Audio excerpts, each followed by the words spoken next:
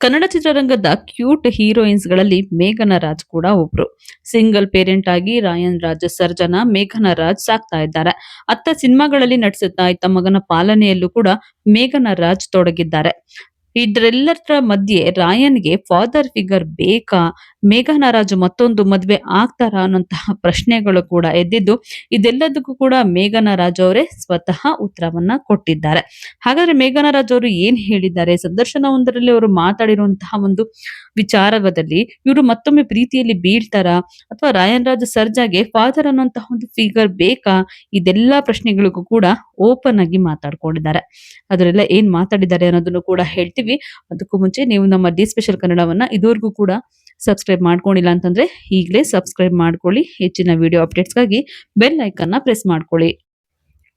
ಅದು ಜೂನ್ 7, 2020. ಮೇಘನಾ ರಾಜ್ ಆಗಿನ್ನೂ ಗರ್ಭಿಣಿ. ಹೊಟ್ಟೆಯಲ್ಲಿ ಮಗು ಇನ್ನೂ ಬೆಳೀತಾ ಇರಬೇಕಾದ್ರೇನೆ ಪತಿಯನ್ನ ಮೇಘನಾ ರಾಜ್ ಅವರು ಕಳ್ಕೊಂಡಿದ್ರು. ಹಠಾತ್ತನೆ ಚಿರಂಜೀವಿ ಸರ್ಜಾ ಅವರು ಕೊನೆಯುಸಿರೆಳೆದಿದ್ರು. ತಂದೆ ಇಲ್ಲ ಅನ್ನುವಂತಹ ಕೊರಗು ಕಾಡದ ಹಾಗೆ ಮಗನನ್ನ ಮೇಘನಾ ರಾಜ್ ಬೆಳೆಸ್ತಾ ಇದ್ದಾರೆ. ಒಂದ್ ಕಡೆ ಅಜ್ಜ ಸುಂದರ್ ರಾಜ್ ಹಾಗೂ ಅಜ್ಜಿ ಪ್ರಮೀಳಾ ಜೋಶಾಯ್ ಸಹ ಮೊಮ್ಮಗನನ್ನ ತುಂಬಾನೇ ಮುದ್ದಾಗಿ ಸಾಕ್ತಾ ಇದ್ದಾರೆ. ಹೀಗಿರ್ಬೇಕಾದ್ರೆ ರಾಯನ್‌ಗೆ ಫಾದರ್ ಫಿಗರ್ ಬೇಕು ಅಂತ ಅನಿಸ್ತಾ ಇದೆ ಅಂತ ಸಂದರ್ಶನವೊಂದರಲ್ಲಿ ಮೇಘನಾ ರಾಜ್ ಅವರು ಹೇಳ್ಕೊಂಡಿದ್ದಾರೆ. ಎಸ್, ಒಂದು ಇಂಟರ್ವ್ಯೂನಲ್ಲಿ ಮೇಘನಾ ರಾಜ್ ಅವರು ತಮ್ಮ ಮನದಲ್ಲಿರುವಂತಹ ಮಾತನ್ನ ಹೊರಗಡೆ ಹಾಕೊಂಡಿದ್ದಾರೆ. ಚಿರಂಜೀವಿ ಸರ್ಜಾ ಮತ್ತೆ ರಾಯನ್ ಮತ್ತೆ ತಮ್ಮ ಜೀವನದ ಬಗ್ಗೆ ಮೇಘನಾ ರಾಜ್ ಮನಸ್ಸು ಬಿಚ್ಚಿ ಮಾತಾಡಿದ್ದಾರೆ. ಅಷ್ಟೇ ಅಲ್ಲ, ಕೆಲವೊಂದು ಕಠಿಣ ಪ್ರಶ್ನೆಗಳಿಗೂ ಕೂಡ ಅವರು ಉತ್ತರವನ್ನ ಕೊಟ್ಟಿದ್ದಾರೆ. ರಾಯನ್ ರಾಜ ಸರ್ಜಾ ಒಬ್ಬ ಗಂಡು ಮಗು. ಅವನ ಜೀವನದಲ್ಲಿ ಮೇಲ್ ಫಿಗರ್ ಪ್ರೆಸೆನ್ಸ್ ತುಂಬಾನೇ ಮುಖ್ಯ. ನನಗೆ ಅದೀಗ ಅರ್ಥ ಆಗ್ತಾ ಇದೆ.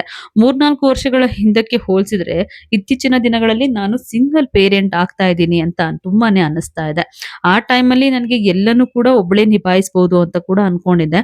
ಆದ್ರೆ ಪ್ರತಿದಿನವೂ ಎಲ್ಲವನ್ನು ನನ್ನೊಬ್ಬಳಿಂದನೇ ಮಾಡೋದಕ್ಕೆ ಆಗೋದಿಲ್ಲ ಅಂತ ಹೇಳ್ಕೊಂಡಿದ್ದಾರೆ ಮೇಘನಾ ರಾಜ್ ಅವರು.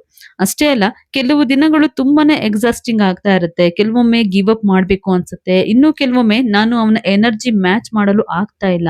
ಕೆಲವೊಮ್ಮೆ ಮಗನಿಗೆ ಫಾದರ್ ಫಿಗರ್ ಬೇಕು ಅಂತ ಕೂಡ ನನಗೆ ಅನಿಸಿದ್ದು ಉಂಟು ಅಂತ ತಮ್ಮ ಮನಸ್ಸಿನ ಮಾತನ್ನ ಹೇಳ್ಕೊಂಡಿದ್ದಾರೆ.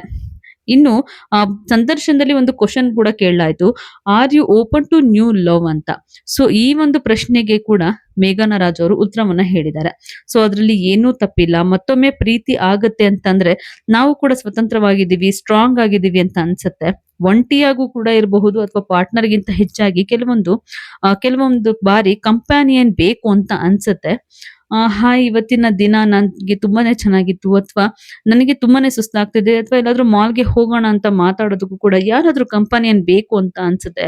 ಪ್ರೀತಿ ಬಗ್ಗೆ ಯೋಚಿಸೋದ್ರಲ್ಲಿ ತಪ್ಪೇನಿಲ್ಲ ಅಂತ ಕೂಡ ಮೇಘನಾ ರಾಜ್ ಅವರು ಅಭಿಪ್ರಾಯವನ್ನ ಪಟ್ಟಿದ್ದಾರೆ. ಒಟ್ನಲ್ಲಿ ಚಿರು ಹೋದ ಬಳಿಕ ಒಂಟಿಯಾಗಿ ಜೀವನ ನಡೆಸ್ತಾ ಇರುವಂತಹ ಮೇಘನಾ ರಾಜ್ಗೆ ತುಂಬಾನೇ ಜನ ಸಲಹೆಯನ್ನ ಕೊಟ್ಟಿದ್ರು.